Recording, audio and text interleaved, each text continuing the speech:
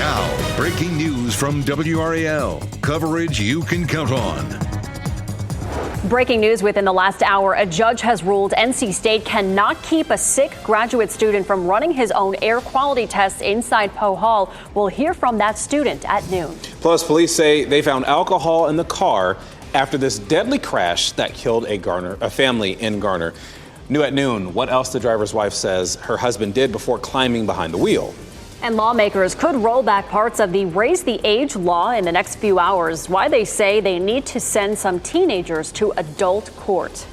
Well, the stories we're getting to this afternoon. Thank you for joining us here on WRAL News. I'm Chris Lovingood. And I'm Michelle McConaughey. Jeff and Renee have the afternoon off. Our team has new information this noon on 3 stories WRAL has followed in depth for you. First, in just the last hour, a former NC State graduate student battling cancer will be allowed to have additional testing done in Poe Hall for cancer-causing chemicals known as PCBs. WRAL's Sean Gallagher is live with what this really means for people who worked and studied in that building, Sean.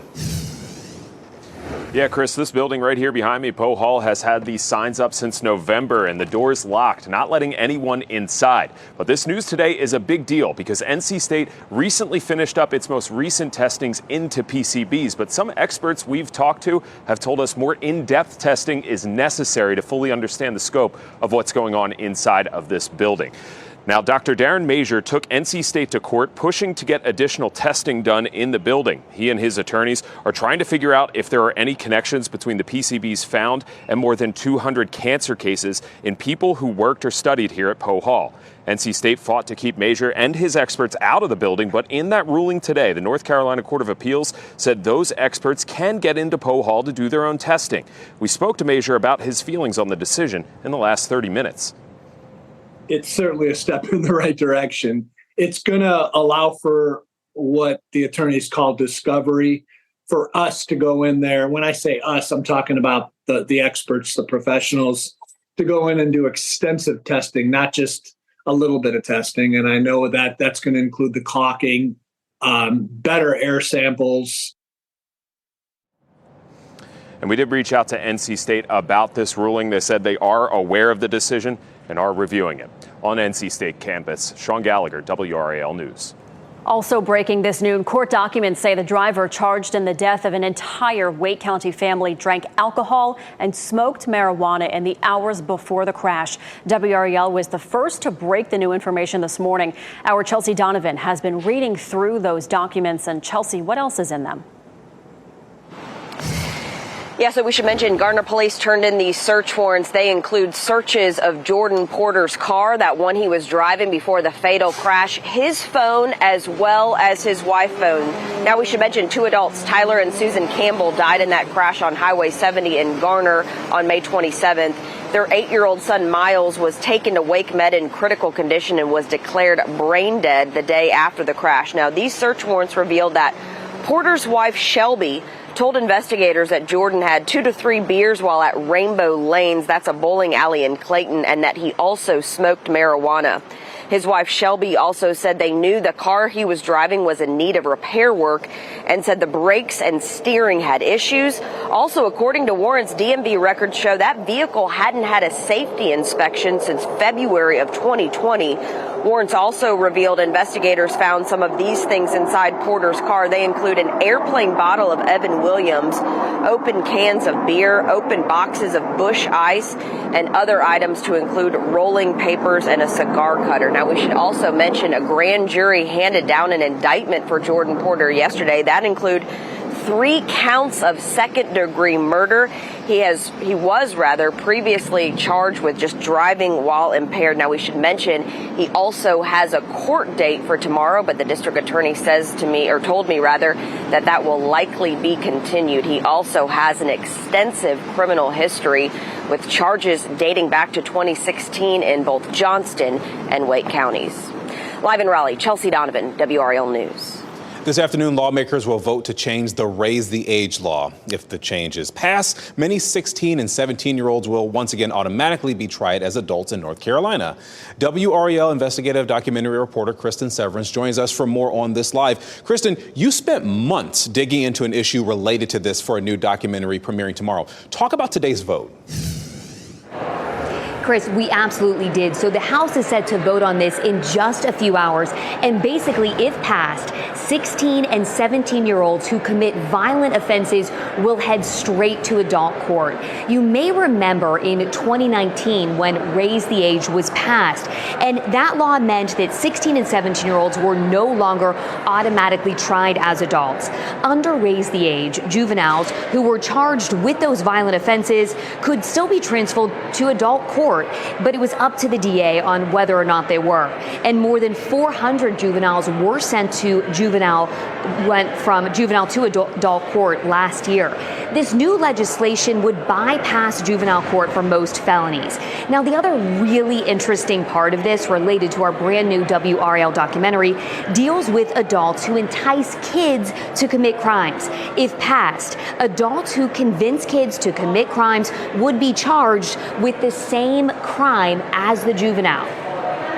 Targeting adults that are trying to get young people to make big mistakes, and they're going out and recruiting these young people to commit crimes for them, and we wanted to make sure that we could crack down on that. So this law will make it, if you entice a kid to do a crime, you will be charged with that exact same crime as an adult. So William Lassiter, he's the deputy secretary who oversees the Division of Juvenile Justice.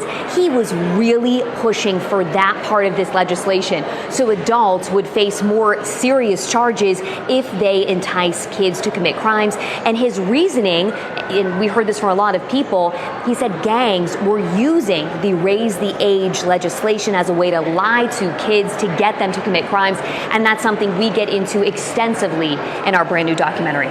And Kristen, how exactly are gang members using the Raise the Age law as a recruitment tool? So, Chris, we heard this from local, state, federal officials. Basically, gang members were saying to these young kids, hey, raise the age passed. So you're not going to get in trouble. You hold the gun. You do the crime. And the numbers show that more juveniles were committing violent offenses. So we did pull the numbers. In 2019, juveniles committed 978 violent crimes. In 2022, that number more than doubled to over 2,300. It's such an important issue. We learned so much doing this documentary, and it's so timely because the House is supposed to vote on this today. We will, of course, bring you the updates and what happens on TV and on WRAL.com. Okay, so the gangs were basically using this as an exploit. Wow. Thank you, Kristen. And this is the focus of our next WRAL documentary. You can watch Easy Targets, Gangs Getting Younger in NC. That is tomorrow night on WRAL or WRAL.com. All is quiet now, but we are watching for some storms in our area in the next few hours. Meteorologist Elizabeth Gardner is in the WRAL Severe Weather Center to help you plan your afternoon.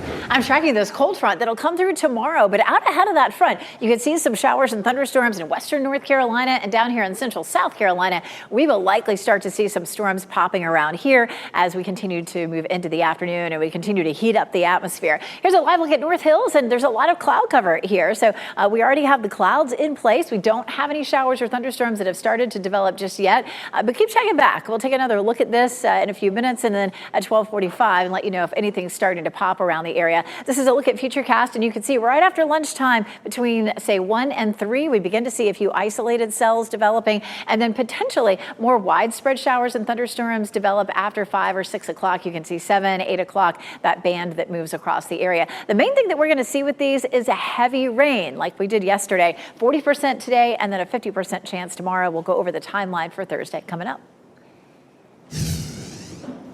Happening now in the WRAL Live Center, a major recall to tell you about. Toyota announcing the recall of about 100,000 Tundra pickups and about 3,500 Lexus LX 600 luxury SUVs, model years 2022 and 2023. The company indicating the engines could stall, causing the vehicles to lose power while driving. Now, Toyota says in some of these vehicles, debris from the manufacturing process may have been left inside the engine.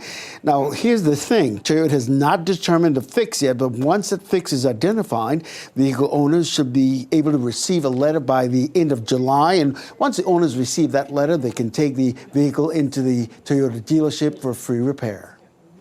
Thank you, Ken. Hunter Biden was joined by his wife and First Lady Jill Biden at the federal courthouse in Wilmington, Delaware this morning. Testimony resumed in the trial with an FBI agent back on the stand. Hunter Biden's defense team cross-examined them. And later today, the prosecution is expected to call Hunter Biden's ex-wife, Kathleen Buell, to the stand. Biden is accused of illegally purchasing a gun while abusing or being addicted to drugs, which is a violation of federal law. Meanwhile, President Biden arrived in France this morning to commemorate the 80th anniversary of D-Day. He'll spend 5 days in Normandy. That's where U.S. and allied forces stormed French beaches in an attack that helped defeat Nazi Germany in World War II. And during his visit, President Biden will also meet with Ukraine President Volodymyr Zelensky. Boeing has taken a step further into space exploration. Next at noon, the successful launch of the Starliner spacecraft after a few scrubbed attempts. Plus, triple-digit temperatures in the American Southwest. We've got to look at the conditions millions of people are living through right now. And a live report from a big sporting event underway in Cary right now. And it's even bringing out some celebrities. The soccer tournament. That's next. Keep watching WRAL News over the air Channel 34 and Spectrum Channel 1257.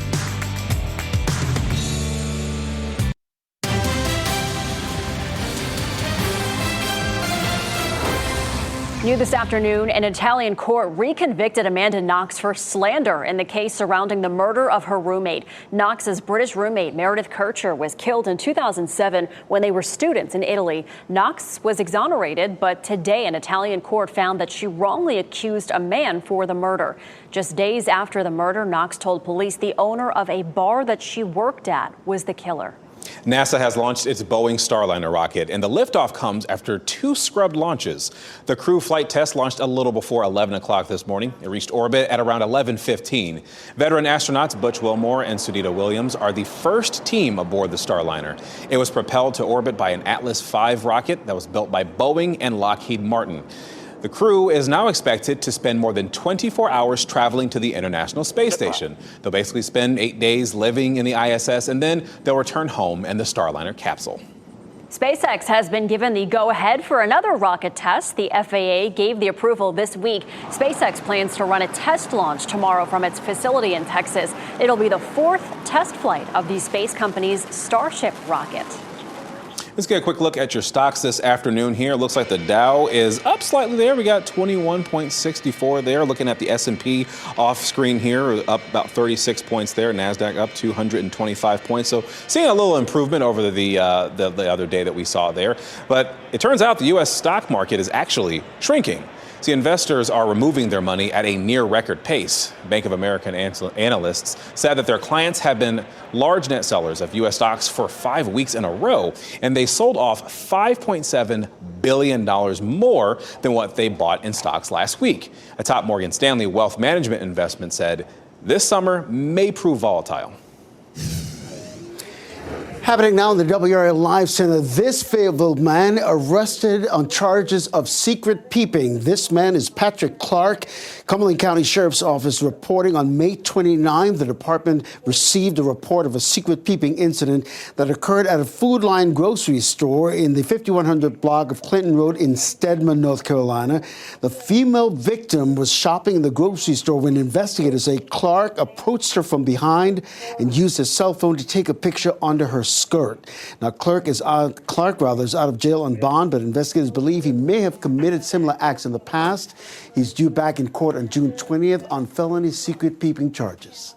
All right, Ken, thank you. Well, you may want to adjust your budget. The cost to cool your home this summer is forecasted to hit a 10-year high due to the extreme heat. The average cooling cost from June to September is projected to be $719. That is up 8% from last year. The projections are from a pair of organizations that advocate for low-income households, including the National Energy Assistance Directors. And people in the southwestern U.S. are already cranking up the AC if they have it. It's the first full week of meteorological summer, and they're already seeing triple digits. As Jen Sullivan reports, a heat dome in the area means millions of people are under heat advisories right now. A sizzling start to meteorological summer. In parts of the Southwest, temperatures are soaring into the triple digits. More than 17 million Americans in California, Nevada, Utah, and Arizona are under excessive heat warnings through the end of the week. Palm Springs, California, and Phoenix, Arizona could see temperatures near 112 degrees. And this is just the first full week of meteorological summer. This is what our country is going to look like going forward. These temperatures are 10 to 20 degrees above normal for this time of year. The dangerous temperatures are being caused by a heat dome, which is a large high-pressure system that sits over a specific area and traps in air and heat. Last summer, 645 people in Maricopa County, Arizona, which includes Phoenix, died from heat-related deaths, making it the deadliest on record, according to county officials. Many worry this could be another dangerous summer for heat. All signs point to this summer being hotter than last year. Will it be a record? It could well be. The unseasonably hot weather is particularly concerning for areas prone to wildfires. In Tracy, California, which is an hour due west of San Francisco, firefighters are battling the Corral fire, which has burned 14,000 acres since Saturday. We can see the yellow grass there. Now it's like, everything is burnt out and we see black. These searing temperatures only making conditions worse. I'm Jen Sullivan reporting. Yeah, they're dealing with a lot of extreme heat out west, and I actually saw a way for them to deal with people that are going through heat exhaustion. They're actually putting them in ice baths to cool down their body temperature. Well, yeah, I have a sister out in Phoenix, and yeah, it's hot out there. It's a scorcher out there. Yeah. But here locally, I don't think we would use a heat dome quite to describe what's going on here, because we have it's warm, but not quite heat dome-ish. So we took a look at some of the temperatures for the spring. It was the warmest spring on record at RDU this year. In the spring, it doesn't necessarily feel hot. We didn't have a lot of days, with highs in the mid 90s or anything like that. But we averaged the overnight lows and the highs together, the average temperature for the entire day there. And so it was 75.8. And the previous record was 75.2, set back in 2012. And we consider spring to be all of March, April, and May. And of course, we're now in meteorological summer. We're looking at some hot temperatures, but we're not looking at anything that's unusually hot for us. As a matter of fact, we're out ahead of a front, and this pattern that we're in right now is more of a fairly wet pattern. Let's take a look at Pinehurst. Things are really getting cranked up here. Of course, they start some of the events for the U.S. Open as early as tomorrow. The main play doesn't begin until next week, but a lot of events beginning there. They've got it all ready. They've got fences up and flags up, and you can see the bleachers up. They look like they're ready to go. But it is warm, 83 degrees in the Triangle area right now. We have a southwest wind at 11, so it's a fairly breezy southwest wind, and that's what's helping to push the warm, moist, tropical feeling air into our region. 90 degrees for today. We were in the low 90s yesterday. It'll feel like low 90s with the heat index. I want to give a big thanks to Lisa Curris from Clayton, who sent us this beautiful Weather Watcher photo of butterfly. Go to WRAL.com, search Weather Watchers. We would love to see your photos as well. So 90 today, 89 in Durham, 93 in Fayetteville. So it's hot, it's humid. We're sitting right there at steamy, almost tropical in terms of the dew point. So that shows us on the muggy meter how it feels. It'll be tropical tomorrow. But just like last week, a cold front comes through on Thursday, and that's going to usher in a more comfortable air mass. Now, last weekend on Friday, we took it all the way down to refreshing. So we don't get it quite that low, but you'll notice the difference.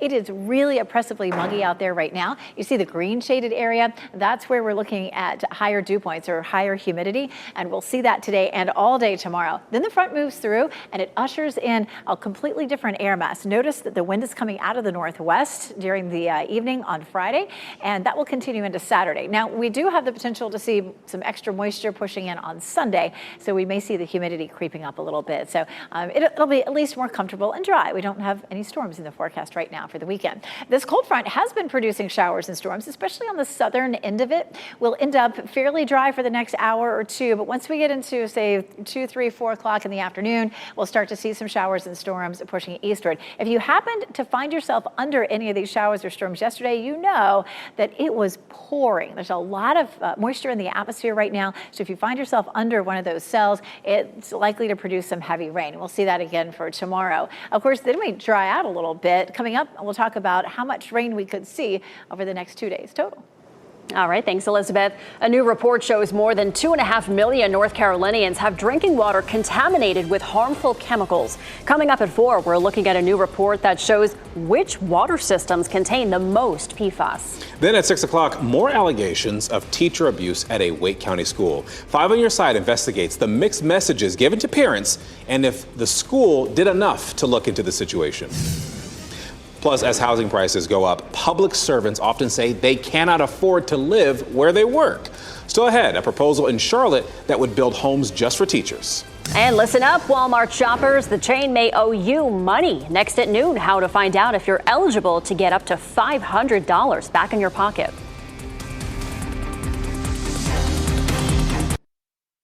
Today's the last chance to add your name to a multi-million-dollar class action settlement with Walmart related to overcharging customers. A lawsuit filed in 2022 accuses the chain of overcharging customers who bought groceries sold by their weight.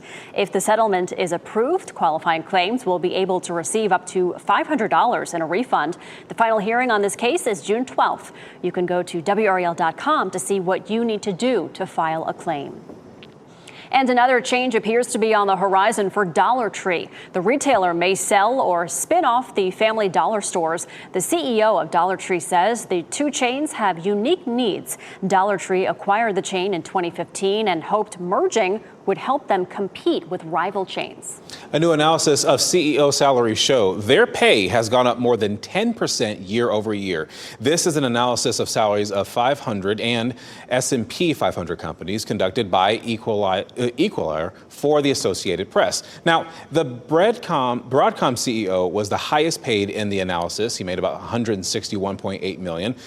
The median CEO salary is $16.3 million. Now, federal statistics show that the average worker pay increased 4% in that same time period. Coming up in our next half hour, we're going to take you to a city right here in North Carolina building homes for teachers so they can afford to live in their districts. Plus this. It's back, it's bigger, and these fans out here are having a blast. We're going to take you live to the soccer tournament in Cary. And here are the winning lottery numbers from the North Carolina Education Lottery.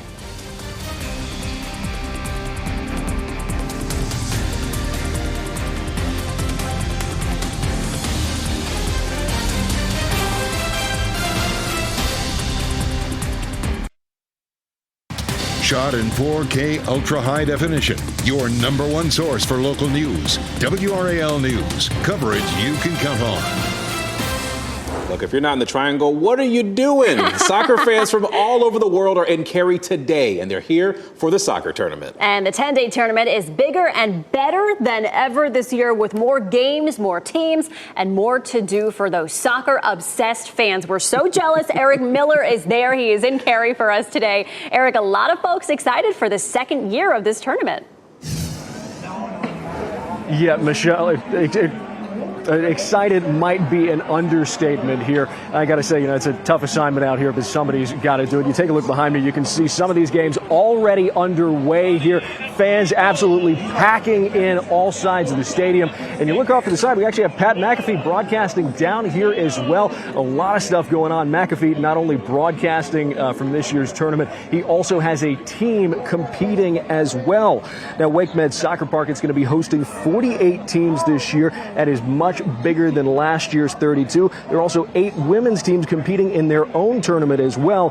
That list includes our own hometown NCFC as well as the North Carolina Courage. NCFC will be playing twice today. Now, the soccer tournament, of course, big business here in Cary. Fans have traveled from all over. That includes the Fowler family, who drove all the way up here from Florida for the second year in a row. I'm a big soccer fan. I play on my own club myself, Hawks FC. The drive here was not that fun. I was really just sitting on my iPad the whole time for the whole 11 hours. Yeah, it's a long drive, but Fowler saying it was worth it when they got up here. And looking around here at WakeMed Soccer Park, you can see why, right? We've got swag off here to one side. They're going to be signing autographs later. You have food that is actually teamed up with teams competing here. German food here. We've got barbecue, literally food from all over the world lining up with these teams who are coming here from all over the world to carry. A lot to do if you are a fan here. I'm going to send it back to you guys in the studio because we got to catch up with these folks. There is too much to check out. And happening now in the WRAL Live Center, we got brand new video into our newsroom of a Navy helicopter that made an emergency landing this morning in Central Florida. Volusia County officials say the chopper came down in some farmland. This is northeast of Orlando. You can see emergency personnel and Navy personnel going through that chopper as well. The Volusia Sheriff's Office says the chopper made a distress call, but having transmission issues and was trying to land, and then the chopper just lost contact. The good news here is no one was injured in this emergency landing. Good, there were no injuries. Thank you, Ken. Graduations, new spaces, and planning for the future. Our county-by-county coverage takes us to Wilson, Wayne, and Cumberland counties this afternoon. Wilson County leaders are ready to expand the tax administration department. Commissioners approved the purchase of this vacant Wells Fargo building on Ward Boulevard. The county will pay about $2 million for this property. The space will also be used to offer drive-through service, more parking, and better access for people with disabilities. Over in Wayne County, leaders need your help planning for the future. Residents are asked to take the county health needs assessment. The survey takes about 10 minutes and is 100% anonymous. The link to the survey is on the county's website. It happens every 3 years to determine the county's needs and plans for future community health strategies. And it's a wrap on graduation season in Cumberland County. Today, students at A.B. Wilkins turned their tassels this morning. It was the first of 5 high schools to hold ceremonies today.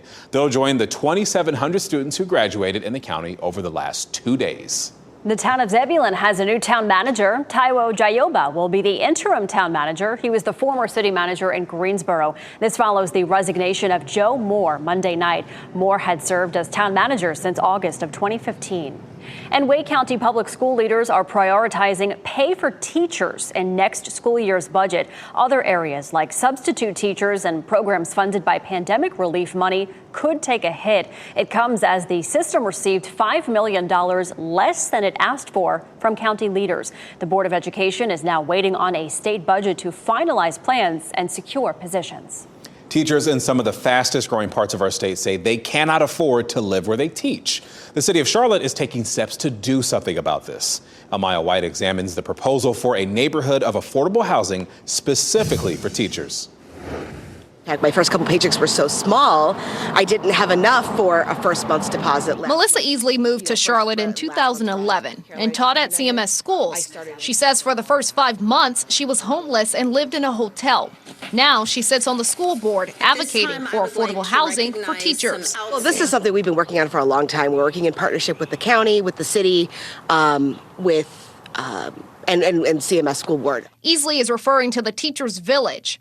On Monday, Charlotte City Council proposed $1 million to fund the project.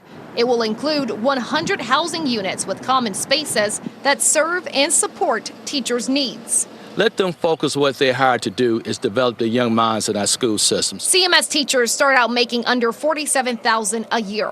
When you compare that to the average home price in the county, Easley says teachers are faced with a housing crisis. The average home is $432,000. An average teacher cannot buy a home and create wealth and grow as citizens and human beings because of the state lacking in pay. In just days, City Council will vote on the proposal, and Councilman James Mitchell says he's already looking forward to the outcome. We're going to earmark $1 million, so we're going to have skin in the game, and we're committed. And all of our representatives come together and say, yes, we're going to help our educators is so inspiring to keep fighting for what we need to do and to make sure that Raleigh does what they need to do.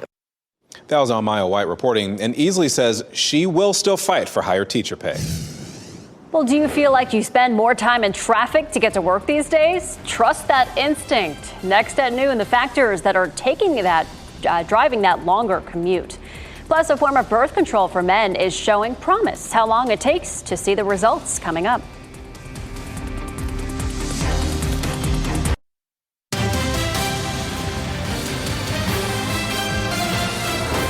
students getting more exercise during the school day. That's the discussion on the agenda today at the State Board of Education meeting. They're also slated to discuss results of federal youth risk behavior survey there, and the survey found changes in teen exercise behavior. The board will look into a policy change that would give high schoolers the opportunity to be more active during the school day. They'll also discuss screening for academically or intellectually gifted programming and a differentiated education plan for those students. The meeting started at 10 o'clock this morning. Local, state, and national leaders came together in Cary to focus on the rising cost of school lunches. Wake County Public Schools have recently increased meal prices by 25 cents. That's after 3 years in a row of the price going up. Wake County Superintendent Robert Taylor wants the state's General Assembly to put more money in school lunchrooms. He says that will cost about $125 million. School leaders say having access to healthy meals will help children thrive in education. We have great data to support that it reduces chronic absenteeism, and we know that that means it increases the outcomes of all of our students.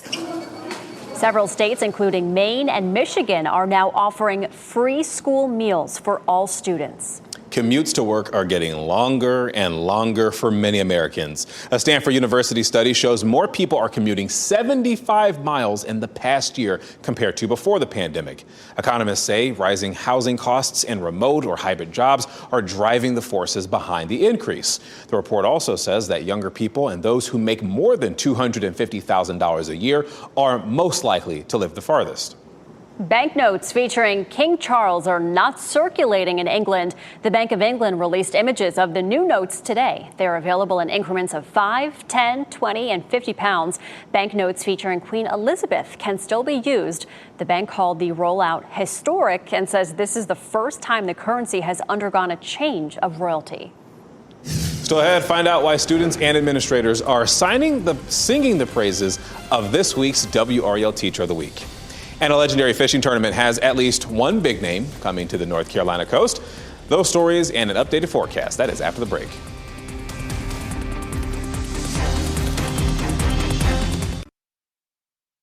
The U.S. Senate is expected to vote on a bill that would guarantee access to contraception nationwide today.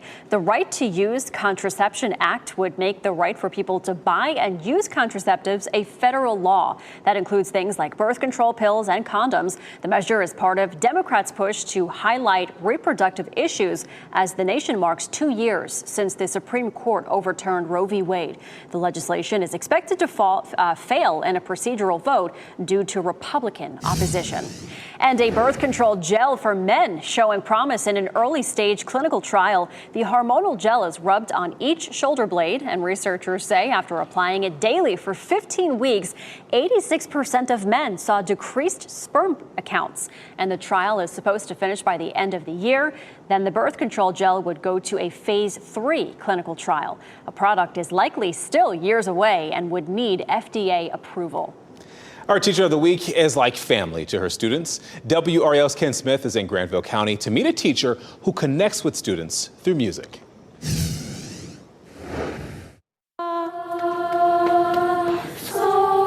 Jenny Hobgood is most gratified when her students are lifting their voices in song.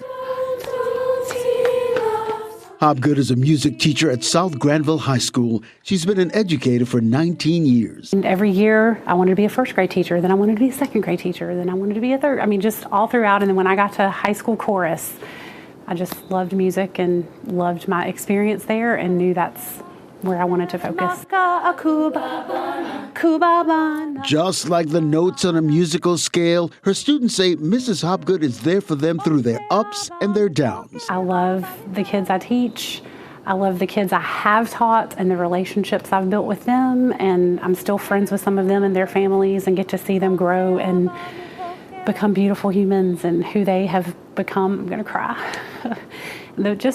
I just love the relationships more than anything. With her students in mind, Mrs. Hobgood says one of her main goals now is convincing other teachers to stick with the profession. You hear a lot about teachers these days leaving the profession, and I'm like, no, y'all, come on, don't leave, come do this. It's so worth it. Mrs. Hobgood, you're WRAL's Teacher of the Week. Congratulations. Ken Smith, WRAL News. Make a movie about her. She's so sweet. So precious. If you'd like to nominate a teacher, go to WRAL.com and enter Teacher of the Week in the search box. All right, let's get to meteorologist Elizabeth Gardner, because big topic of conversation today is the weather. We're dry for now, Elizabeth, but that's going to change. It is. We get to mid to late afternoon. We're going to start to see some showers and thunderstorms cropping up. Some of those are going to produce some heavy rain. Starting to see a lot more cloud cover on all of our cameras now. We take a live look at Goldsboro and Apex, Chapel Hill, courtesy of Top of the Hill Restaurant and Fayetteville there, our newsroom on Hay Street. Nothing falling just yet, but here's a look at the big picture. We have a cold front that's back to the west. There has been some strong thunderstorms, especially along the southern part of that front. That is sliding eastward. We're seeing just some scattered to isolated showers and thunderstorms across the deep south right now. We have a solid flow coming out of the south, and that is keeping things very moist. It's a muggy, sticky, fairly uncomfortable summer feel as you're heading outside. So far, we've been dry. I haven't seen anything popping up, but just in the last 10 minutes, I noticed a few tiny little areas of rain popping up just to the west of Moore County. So just be on the lookout. That may be where things begin and start to slide eastward. I have noticed that there is a little bit more wind out there today. So yesterday, some of these cells were just sitting in the same place, just dumping and dumping rain. We ended up with a record for daily rainfall at RDU yesterday for an inch 1.8, almost 2 inches. I don't live that far from the airport. I got 0. So these cells are just sitting there dumping a bunch of heavy rain and not moving a whole lot. So we'll see some of that today, but it may not be as intense as it was yesterday. We may see these cells moving a little bit more. So here's a look at futurecast. Lots of cloud cover. By the time we get to mid-afternoon, we begin to see a few isolated cells developing. You can see some rain there across the viewing area between 7 and 9, and then it fizzles out. Some of the models want to show some overnight showers and storms. You can see here Thursday morning, tomorrow morning at 6 a.m., a few isolated showers there, some sunshine at lunchtime, and then that front gets closer to us with a round of late day showers and storms, again, mainly during the time of the evening commute. And then once that front moves through, we get a little break from the oppressive feel. So a 40 to 50% chance of rain with this system rolling through the next 2 days. And then after that, we are dry Friday, Saturday, and Sunday, which is going to make for some great baseball. Nice little drop in our humidity, especially Friday and Saturday. Friday, 84, Saturday, 80, and Sunday, 85 at game time. But of course, temperatures will drop from there. And, with the drop in humidity, it'll just feel so much more comfortable to be outside. We'll likely hit something near 90 today and tomorrow. And with really steamy air mass in place, it's going to feel more like 92, 93, 94 in some places. Pretty comfortable for us Saturday. Saturday is going to feel the nicest at 83 with the lowest humidity of the next 7 days. 60 on Saturday morning, 58 on Sunday morning. So feeling very nice. And then a little up in the air for next week. We're looking at mid-80s on Monday. Some of the models want to heat things up next week. Others want to keep it cool. So stay tuned. We'll continue to update that for you. All right. Thanks, Elizabeth. A piece of history on our coast has a reason to celebrate. We'll explain after the break. And here's a look at the winning Mega Millions numbers. 19, 37, 10, 63, 69, and the Mega Ball is 17 with the Mega Plier at 3. We'll be right back.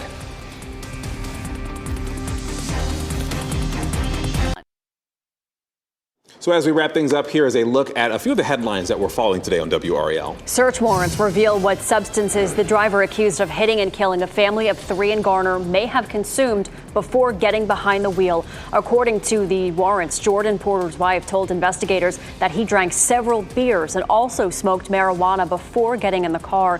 Porter is facing several charges, including 3 counts of second-degree murder for the crash that killed Tyler, Susan, and 8-year-old Miles Campbell on Memorial Day.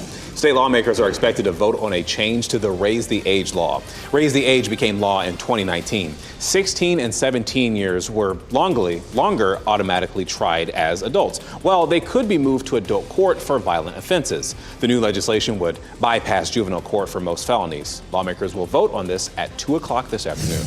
And a former NC State graduate student battling cancer will be allowed to have additional testing done in Poe Hall for cancer-causing chemicals known as PCBs. It comes after NC State released its latest round of testing on Monday. Only 17 samples were taken from Poe Hall, a number researchers say may be insufficient.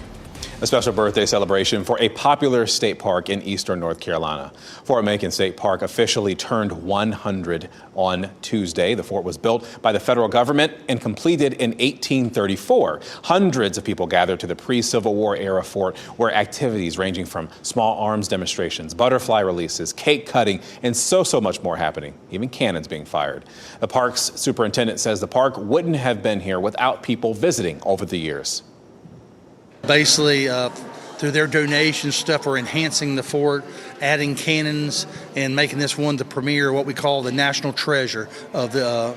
It's just unbelievable. Fort Macon was bought by the state of North Carolina from the federal government for only $1 in 1924, making it the second state park in the state. Michael Jordan is preparing for a legendary fishing tournament off of our coast. Jordan's Catch-23 yacht arrived in Morehead City for the Big Rock Blue Marlin tournament. The owner of Crystal Coast Eco Tours posted this picture yesterday. This will be Jordan's 5th straight appearance at Big Rock. Tournament events start Friday and fishing starts on Monday. Pretty cool. And actor Keanu Reeves and his band Dog Star, they're going on tour. The alternative rock band announced a summer vacation tour 2024 all across North America. And this comes after the group's first performance in 20 years. Dog Star will make a stop in Raleigh in August, so you have the chance to go see him. They'll be performing at the Ritz on the 13th. Pre-sale tickets go on sale today. And Reeves' former Dog Star, along with Robert Mailhouse and the group's original guitarist and lead singer Greg Miller in 1991. I didn't know he was in a band. I know. Isn't that pretty cool? I know. John Wick's in a band? John Wick is in a band. Yeah. John Wick is in a band? Okay. Getting the band back together. Well, today our pet of the day is Butters. Oh, look at that cat. He's 2 years old with an outgoing personality and a loud purr. He loves to meet people and snuggle with them. And Butters does have a specific diet. He doesn't eat butter, but he's on supplements, no medication. He is great with high energy cats or dogs. However, he would also make a great only cat in a home as well. If you think Butters is your kind of guy, fill out an application on the Cat Angels website. Coming up today on our news at 4 o'clock, WRAL Data Trackers digs into why families are finding it hard